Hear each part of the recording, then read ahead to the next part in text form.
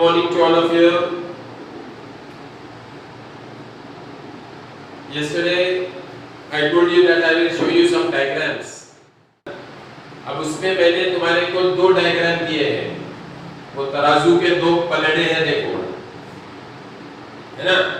एक में खाली 7 फंडामेंटल क्वांटिटीज दिए वाले हैं, उसमें मेरे को लगता मीटर है, केजी है, फिर उसके बाद सेकंड है, केल्विन है, एम्पियर है, और कैंडेला है, और मेरे ख्याल से मोल है। वो एक सर्कल है पूरा, उसके बाजू में एक सर्कल है, वहां पे नीचे देखो अलग अलग और नए वर्ड्स लिखे वाले हैं। क्या लिखे वाले हैं? नए नए, हाँ, वर्ड्स लिखे हुए हैं। जैसे मास केजी लिखा हुआ है ना, उसके नीचे एच लिखा हुआ होगा। मास केजी जो लिखा हुआ है उसके नीचे एच लिखा होगा,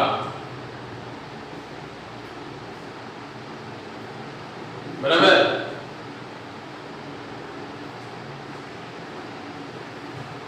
तो अब मास का जो मेजरमेंट होगा वो h के टर्म्स में होगा। h बोले तो प्लैंक्स कांस्टेंट को बोलते हैं।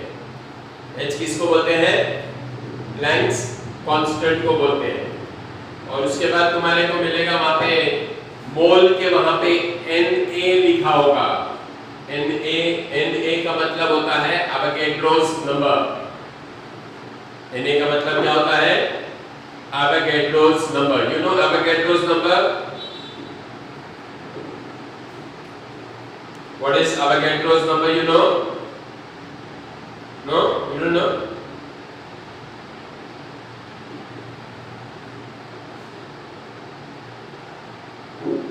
Avogadro's number बोले तो the number of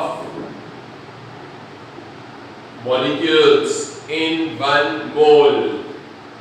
एक मोल में कितने मॉलिक्यूल्स हैं ये हमको पता चलेगा कैसे? एवोगैड्रोस नंबर से।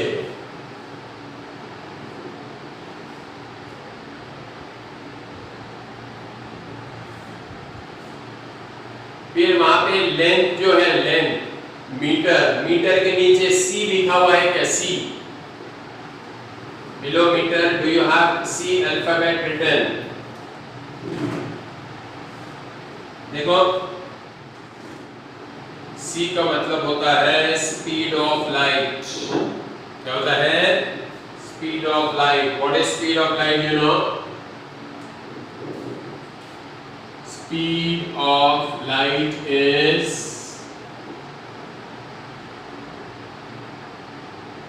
टू 99792,458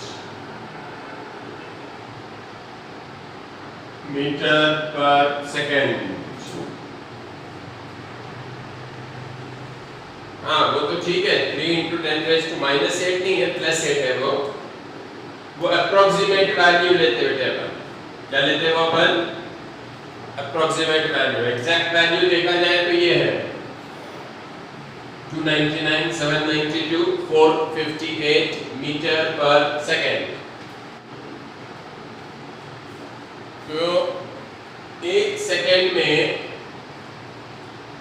लाइट कितने मीटर कवर करता है?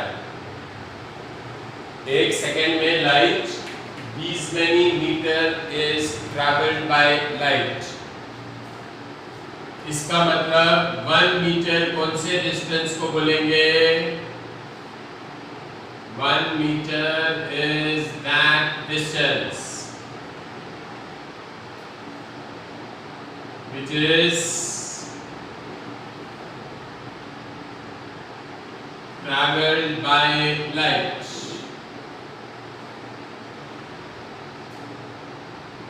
in how many seconds? 1/299,792,458 second. क्योंकि एक सेकेंड में light near about 3 lakh kilometre चले जाता। कितना चले जाता? 3 लाख किलोमीटर 1 सेकंड में लाइट जाता। तो फिर 1 मीटर के लिए कितने सेकंड लगेंगे? ऑब्वियस है बहुत कम लगेंगे, है कि नहीं? It is 1/299,792,458। ये नया डेफिनेशन है 1 मीटर का। पहला डेफिनेशन मैंने क्या दिया था तुमको? Length of that platinum iridium cylinder, वो जो 2 रॉड है कारिस के अंदर, उसके बीच में जो डिस्टेंस है वो भी 1 मीटर है। उसके बाद एक और डेफिनेशन आया एम्पियर के जरिए, और फिर बाद में ये वाला लेटेस्ट डेफिनेशन है। So 1 meter is the distance traveled by light in 1/299,792,458 second.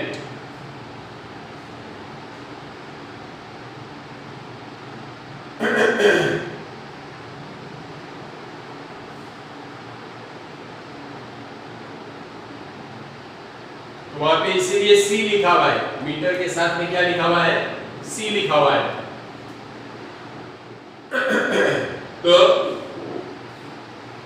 नए जो स्टैंडर्ड्स हैं उनके हिसाब से ये 1 मीटर का ये डेफिनेशन है जो आज पूरे वर्ल्ड में एक्सेप्टेबल है। This definition is accepted all over the world.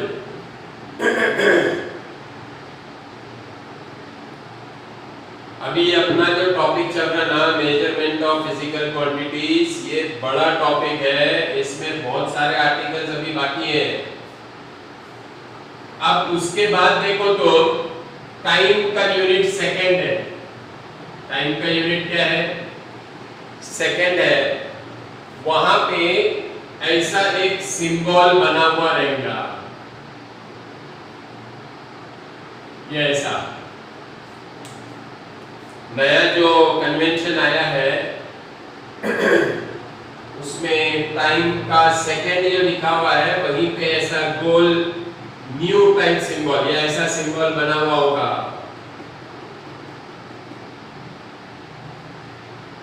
हाँ, NU new, NU new,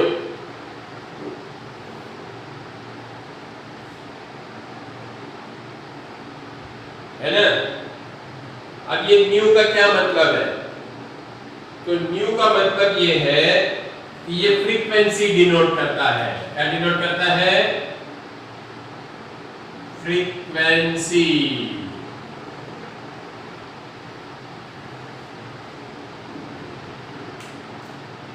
Symbolically, mu always denotes frequency. अब अगर हमने सीशियम 133 एटम कंसीडर किया, क्या कंसीडर किया हमने?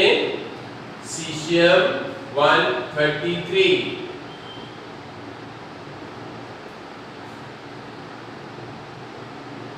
सीशियम मालूम है पीरियोडिक टेबल में?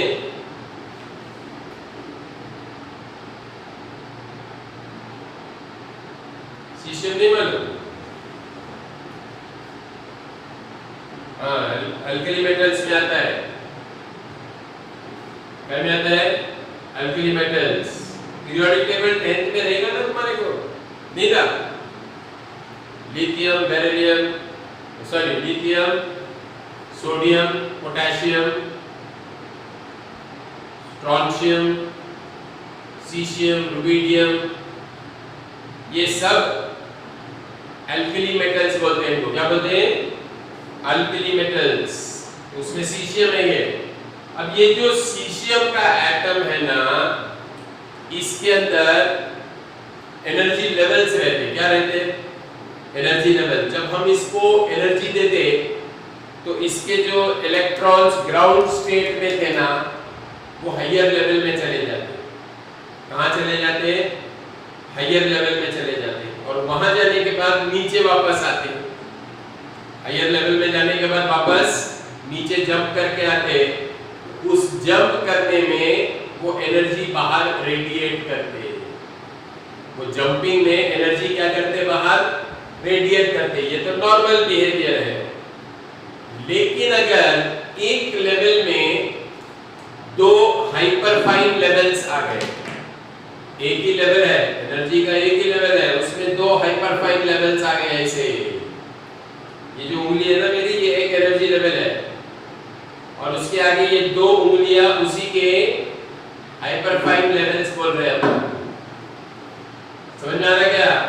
ये देख लो ऐसे, ये अंगूठा छुपा दो, ये उंगली मेन लेवल और ये दो उंगलियां हाइपरफाइन लेवल्स।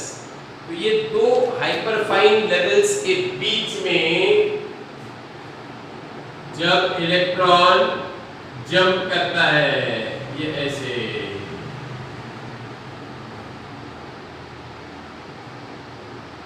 तो सीशियम 133 एटम के दो हाइपरफाइन लेवल्स हैं। अब इसके अंदर कितने वाइब्रेशंस होते हैं? ये दो हाइपरफाइन लेवल के बीच में कितने वाइब्रेशंस होते हैं? The number of vibrations between these two levels are 9192 631 770। Mobile number है ये, मोबाइल नंबर देख लो, आंकड़े भी 10 है ना, 10 आंकड़े का नंबर 9192631770। इसको कॉल लगाएंगे तो क्या बोलेगा सामने से? Hello caesium 133 speaking. तो अब हम क्या डिफाइन कर रहे हैं? 1 सेकेंड डिफाइन कर रहे हैं। क्या बोल रहे हैं? 1 सेकेंड। 1 सेकेंड कौन सा टाइम है? 1 second is that time in which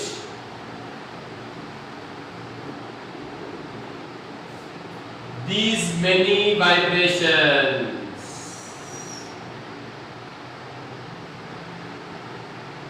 between two hyperfine levels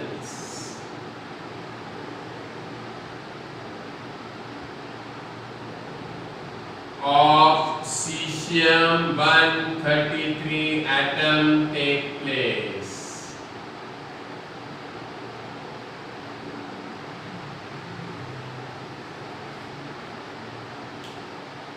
एक सेकेंड वो टाइम है,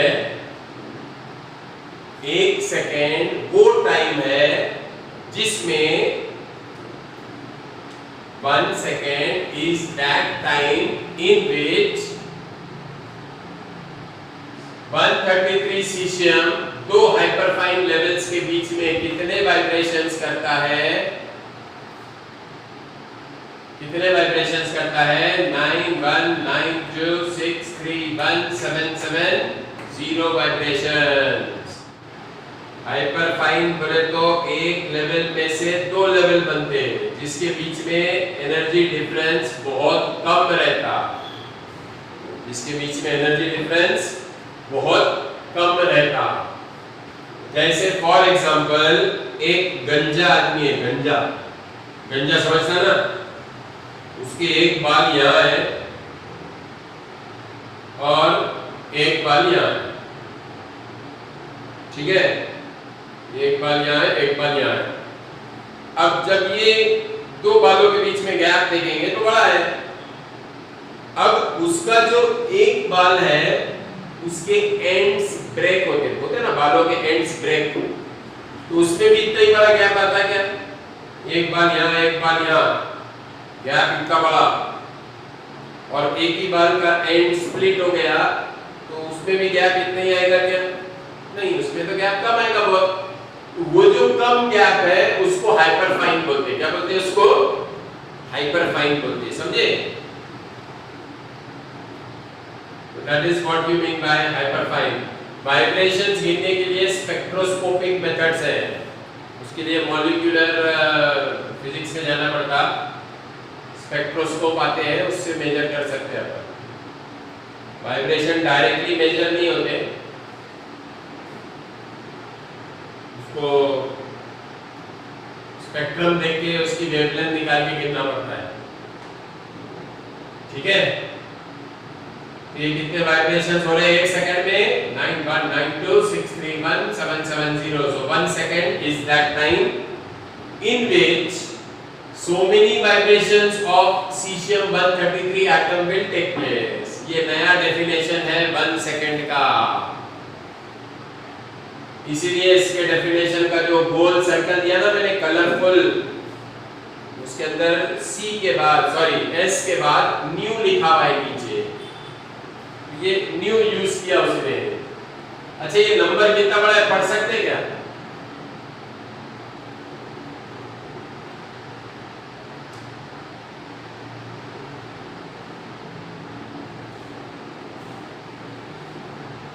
बहुत बड़ा है. अच्छा समझो तुम्हारे को इतने डॉलर मिल गए. क्या मिल गए थे? डॉलर मिल गए. क्या खुश हो जाएंगे तुम? What is the value of this number?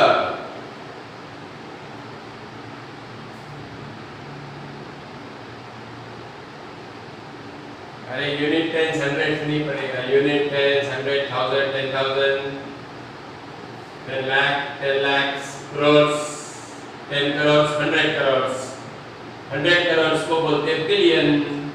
So 9 billion 19 crores 26 lakh 31,770. You will be the richest person in the world in it. अगर तुम्हारे पास डॉलर आ गए तो.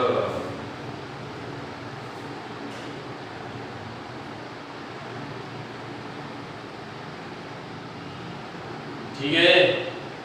ये 1 सेकेंड का डेफिनेशन दिया मैंने तुम्हारे को.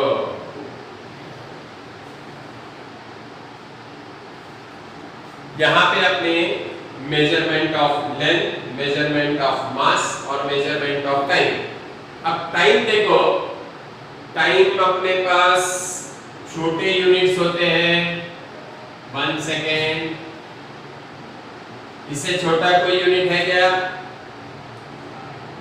इससे छोटा भी कोई यूनिट है क्या? है. इससे छोटा यूनिट है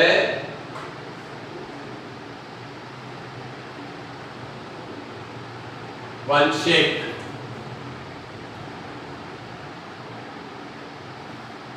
1 शेक is 10⁻⁸ सेकेंड.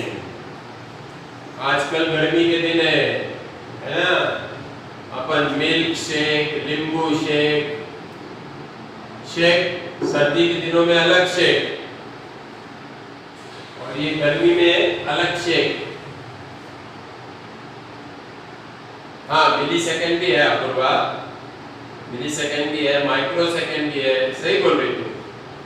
लेकिन ये मेंशन दिया हुआ है 1 शेक इज 10⁻⁸ सेकेंड. और बड़े यूनिट्स में ईयर है साल. फिर डिकेड है 10 साल. फिर सेंचुरी है 100 साल. फिर मिलेनियम है 1000 साल. ये बड़े यूनिट्स हैं. ये क्या है? बड़े यूनिट्स हैं.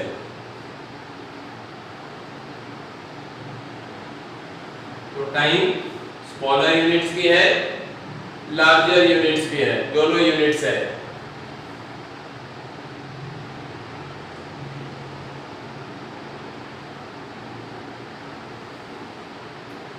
अब देखो अभी तक हम जो पढ़ रहे थे ना ये डेफिनेशंस थे. क्या थे ये सब?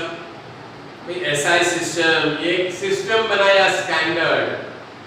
और ये सिस्टम के जो डेफिनेशन दिए वाले हैं वो हमको ये मान के चलना पड़ता कि ये सही है. ये सब हम जो पढ़ रहे थे ये किसी और ने डिफाइन किया और हम उसको यूज कर रहे थे. बराबर है.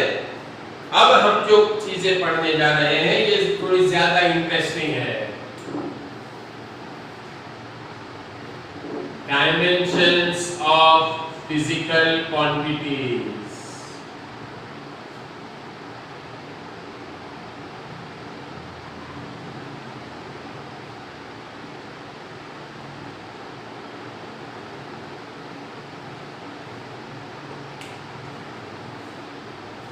क्या पढ़ने जा रहे हैं अपन अब? Dimension of physical quantities.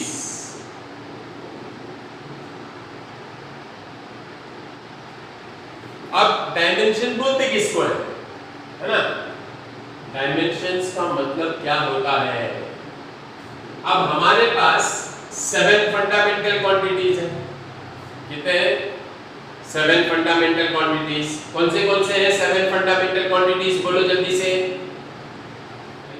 Mass, length, time है, इलेक्ट्रिक करंट भी है और टेम्परेचर भी है, ल्यूमिनस इंटेंसिटी, क्या बात है, वेरी गुड, और ल्यूमिनस इंटेंसिटी और अमाउंट ऑफ सब्सटेंस, बिल्कुल सही है। ये 7 फंडामेंटल क्वांटिटीज है ना? इसके अलावा जितने क्वांटिटीज हैं उनको हम डिराइव्ड क्वांटिटीज बोलेंगे। क्या बोलेंगे उनको? Derived quantities. तो एक होते हैं फंडामेंटल क्वांटिटीज, दूसरे होते हैं डिराइव्ड क्वांटिटीज। तो ये जो डिराइव्ड क्वांटिटीज है ना, इनके डायमेंशन निकालते हैं अपन।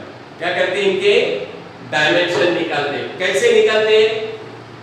इनको फंडामेंटल क्वांटिटीज के टर्म्स में लिखकर, इनको फंडामेंटल क्वांटिटीज के टर्म्स में एक्सप्रेस करेंगे अपन, तो हमारे को डायमेंशन मिल जाएंगे। क्या मिल जाएंगे हमको? डायमेंशन मिल जाएंगे। तो लिख लो definition. The dimensions of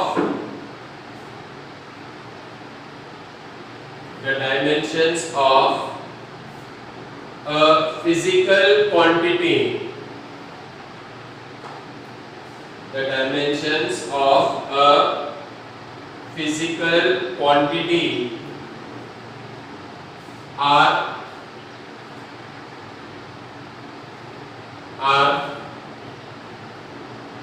the appropriate powers,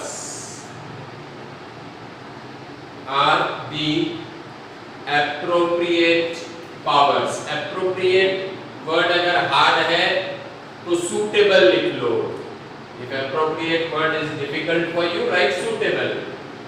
तो dimensions of a physical quantity are the appropriate powers to which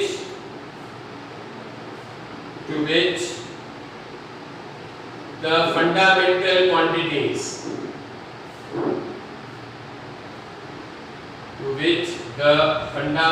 quantities, length,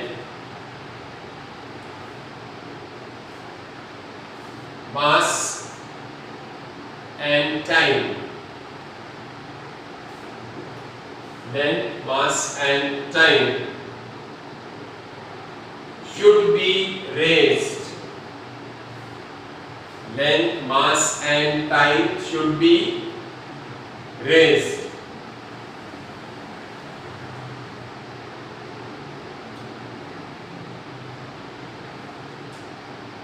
so that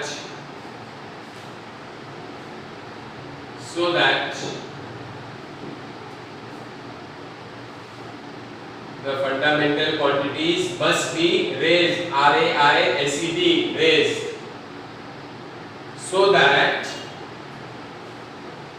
we get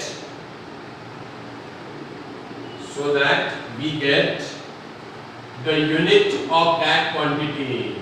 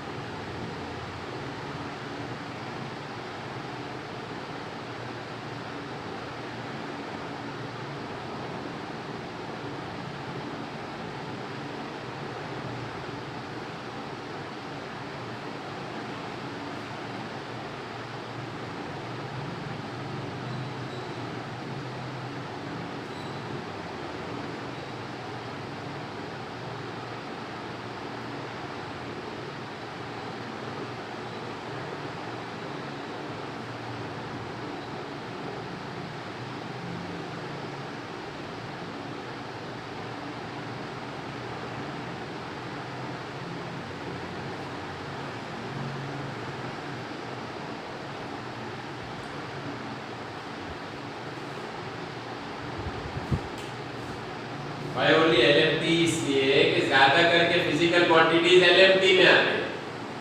अब उसके अलावा जो क्वांटिटीज आएंगी वो भी लेंगे ना अपन, ऐसा थोड़ी है कि नहीं लेंगे। अब एम्पियर कुछ क्वांटिटीज में आता, केल्विन कुछ क्वांटिटीज में आता, तो हम क्या करते हैं एलएमटी चेक करते हैं। क्या एल है तो एल का पावर कितना है, एम है तो एम का पावर कितना है, टी है तो टी का पावर कितना है। अब अगर किसी क्वांटिटी में एम्पियर भी आ रहा तो एम्पियर भी लिख लेते चौथा, लेकिन एलएमटी कंपलसरी लिखना ही लिखना है। अगर लेंथ का पावर नहीं आ रहा तो एल जीरो लिखेंगे अपन, मास का पावर नहीं आ रहा तो एम जीरो, टाइम का पावर कुछ नहीं आ रहा तो टी जीरो। लेकिन अगर एम्पियर नहीं आ रहा होगा तो ए जीरो लिखते नहीं बैठते अपन, केल्विन नहीं आ रहा होगा तो के जीरो लिखते नहीं बैठते अपन। many derived quantities are very large, बहुत सारे हैं। अभी मैं लिखवाऊंगा ना तुमको एक एक करके।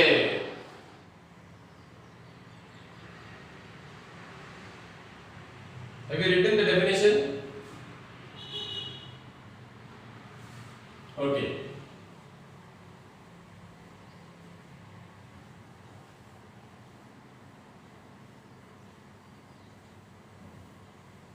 अब अपन डायमेंशंस कैसे निकालना है, how to find dimensions, that we will discuss now.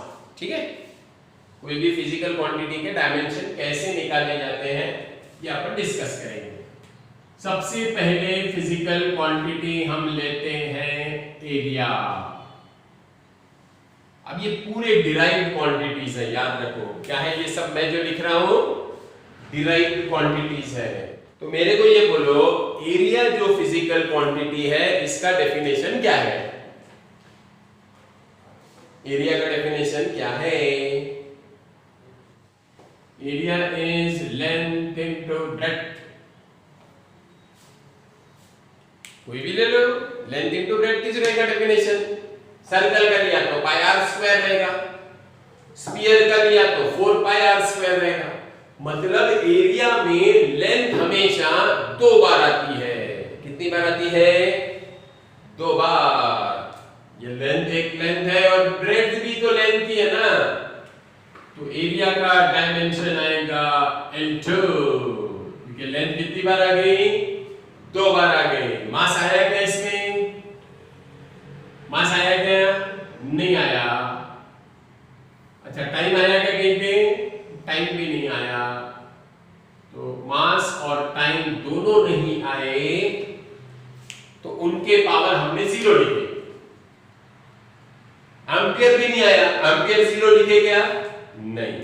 Kelvin भी नहीं आया, केल्विन 0 लिखे क्या, नहीं।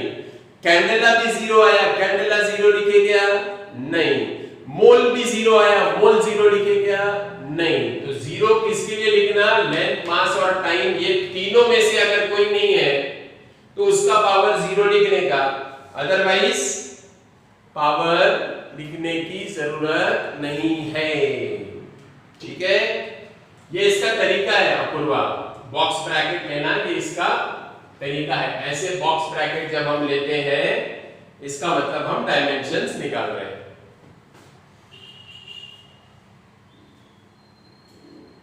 तो ये डायमेंशंस किसके आ गए, एरिया के आ गए।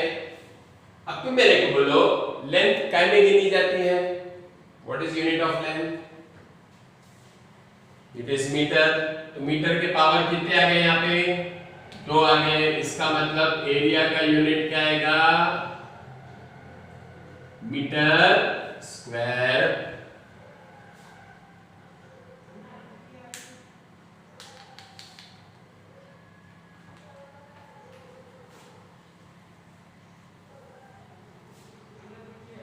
So length into breadth, that means L2, but mass is 0, time also is 0. ये आ गया सबके समझ में,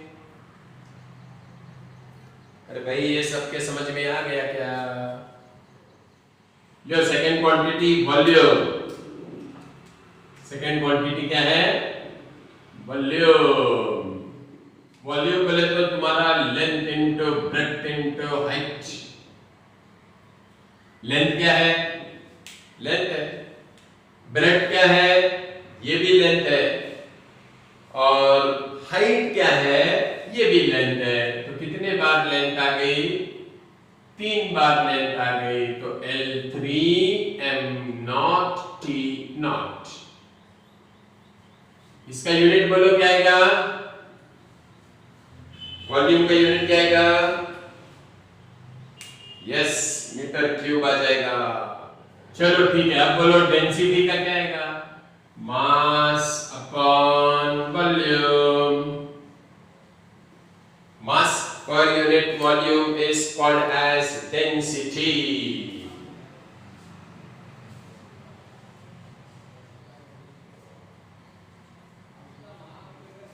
अब वॉल्यूम को मैं खास देखो वॉल्यूम ही लिख रहा हूं, v नहीं लिख रहा मैं। नहीं तो क्या होता है गड़बड़ में ना, अपन v को वेलोसिटी समझ लेते हैं। v को क्या समझ लेते हैं अपन? हाँ, वेलोसिटी समझ लेते हैं, इसलिए मैं वॉल्यूम लिखते जा रहा। अब मास तो ऑलरेडी फंडामेंटल है, नो प्रॉब्लम।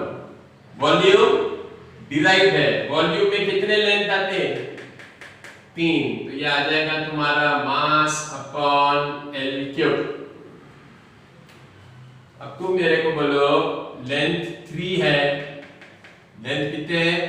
3 है, लेकिन डिनोमिनेटर में 3 है। इसको न्यूमरेटर में लाएंगे तो -3। मास 1 है, टाइम अभी भी नहीं है।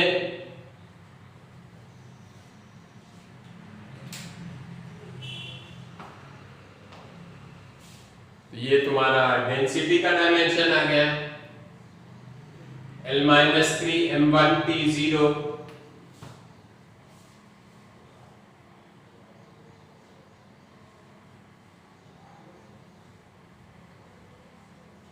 हाँ, L-3 लेना पड़ेगा अपने को, क्योंकि डिनोमिनेटर से ऊपर लाया अपन ने तो -3। इंडाइसिस के रूल्स, इंडाइसिस पढ़ेंगे ना, घातांक मराठी में बोलते इसको घातांक। घातांकाचे नियम वापरायचे। आता बरं वाटलं असेल तुम्हाला मराठीत बोलल्यावर।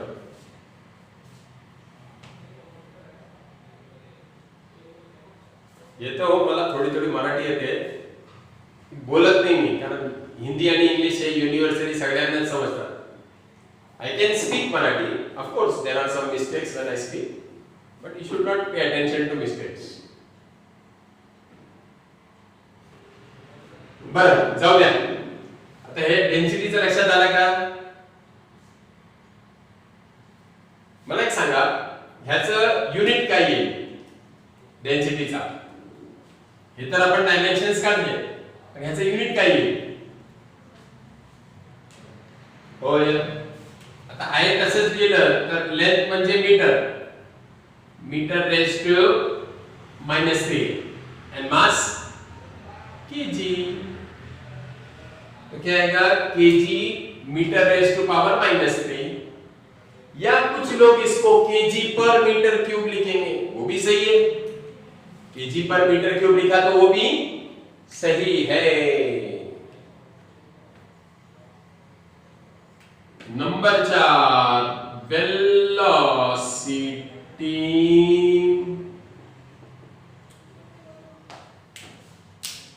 वेलोसिटी देखो, velocity is rate of change of displacement. Velocity is rate of change of displacement. तो velocity का definition होता है displacement upon time.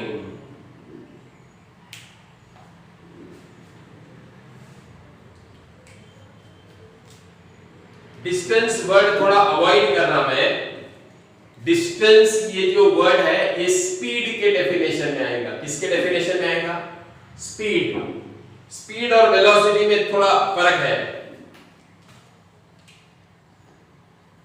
अब बात डिस्कशन ये लिख लिया तुम लोगों ने, ये ऊपर के लिख लिए ना पूरे।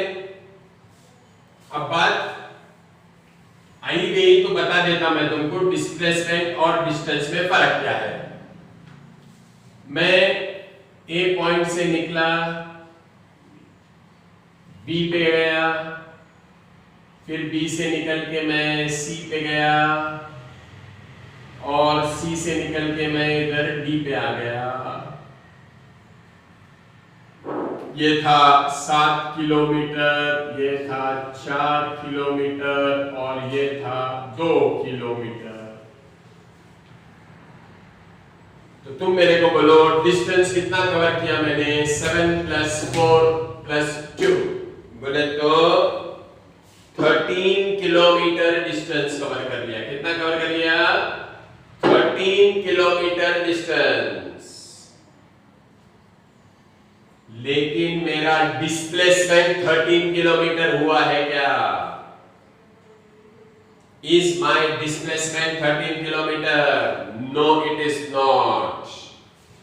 Displacement तो सिर्फ A से लेकर D तक, इनिशियल और फाइनल पोजीशन के बीच में जो डिस्टेंस होता है वो भी सबसे छोटा वाला, उसको बोलते हैं डिस्प्लेसमेंट। क्या बोलते हैं उसको? डिस्प्लेसमेंट बोलते हैं। तो डिस्प्लेसमेंट में और डिस्टेंस में फर्क है। ठीक है, यहां चल जाएगा, यहां कोई प्रॉब्लम नहीं आएगा, लेकिन आगे जाके हमको ये फर्क समझना पड़ेगा। तो अभी से आदत डालते हैं ना, डिस्टेंस अलग चीज, डिस्प्लेसमेंट अलग चीज। यूनिट दोनों का सेम है, लेंथ है अपॉन टाइम। तो L1 लेंथ 1। मास आया क्या इसमें? नहीं आया। टाइम आया क्या? आया। कितने पावर में आया? -1 में आया। तो मैं समझाने के पहले तुम में से मैक्सिमम लोगों ने ये आंसर तो दे दिए थे, लेकिन मैंने ये डिस्टेंस और डिस्प्लेसमेंट का तुमको फर्क समझा के दिया। ये समझ के लियो अच्छे से। आया ध्यान में? पूछो।